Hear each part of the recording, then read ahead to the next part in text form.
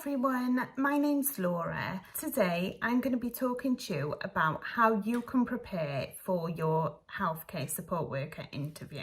I'm going to be talking a little bit about what you can do to prepare for it, and also then we're going to talk a bit about what questions you may be asked and look at what answers you could give to help you get that job. So if you're interested in this, then please continue to watch and hopefully we can help you get that job you've always wanted. Firstly, a lot of people ask, especially now with the COVID pandemic, will my interview be face-to-face? So I know a lot of places now are interviewing online, a virtual interview via Zoom. So this may be an option for you. If it is, my advice would be to make sure you've got a good Wi-Fi connection. You're in a clear area where they can see you well.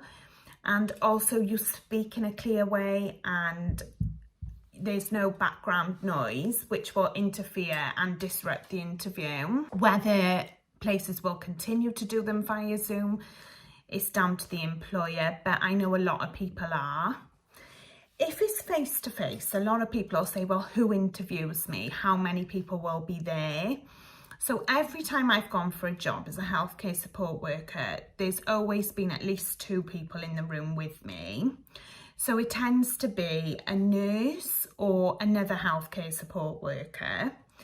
And then it will either be someone from human resources, or sometimes, very rarely, I have had a patient come in on the interview. So there's some examples of who may be there. How long will the interview take? So the interviews I've always been to for a healthcare support worker have tended to be around about 20 minutes. We have a little bit of an introduction where they ask me to tell them something about myself, and then they'll ask about 5 or 6 questions, and then they round it up with asking me if I've got any questions.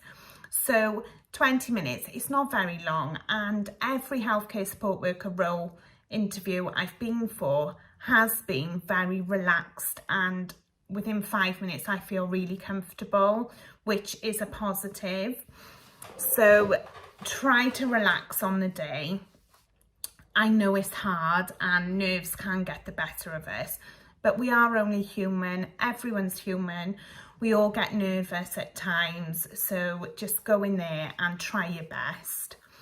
So some of the questions you might get asked in a healthcare support worker role are, firstly, tell me a bit about yourself. So when I answer this question, I tend to tell them about my past work history, where I've previously worked.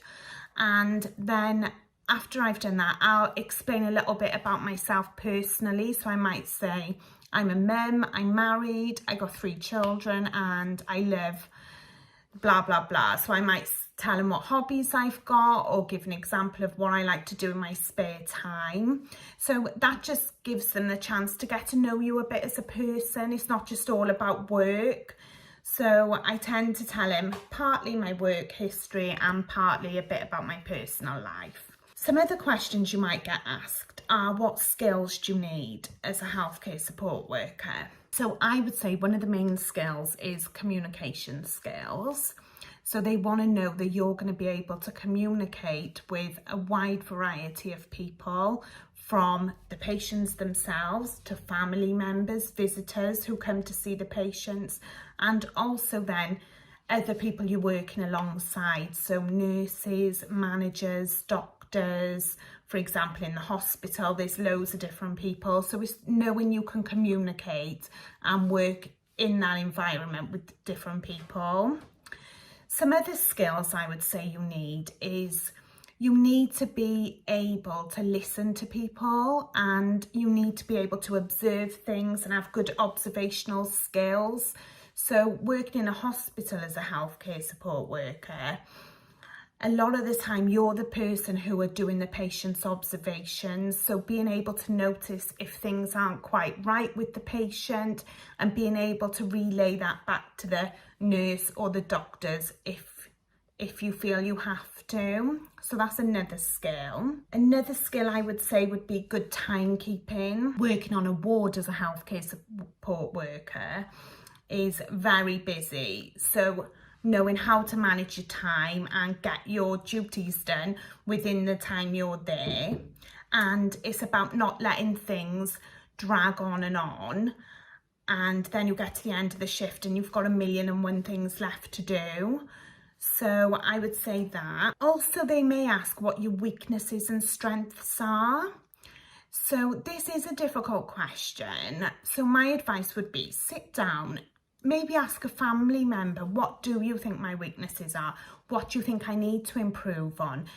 Everybody has got a weakness and everyone has something they can improve on. So being able to say that in an interview, but knowing it's something you struggle with is good because it's something you can improve on. So yeah, I wouldn't worry about that or highlighting what it is. It's good that you know what it is. So some other questions they may ask would be scenario-based questions. So how would you deal with a certain situation? So if you saw a member of staff being cruel to a patient on a ward, what would you do?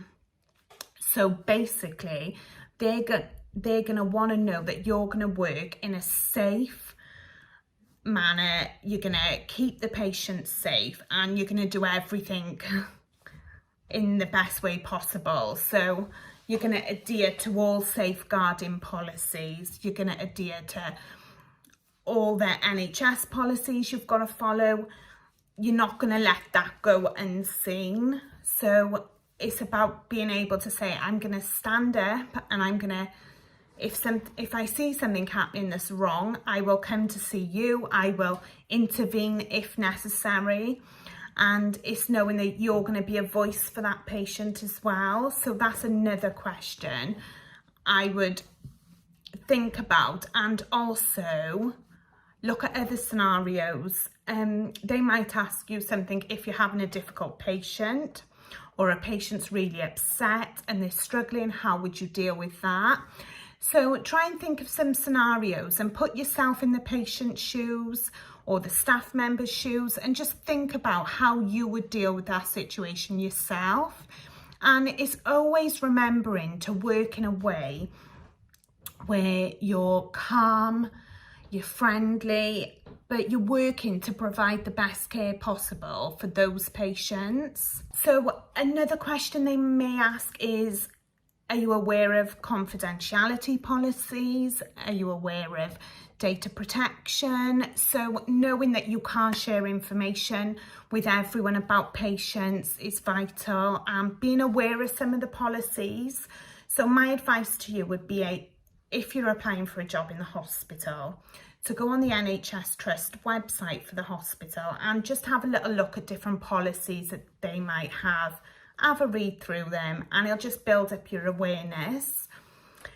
And then finally, they will probably ask you if you've got any questions.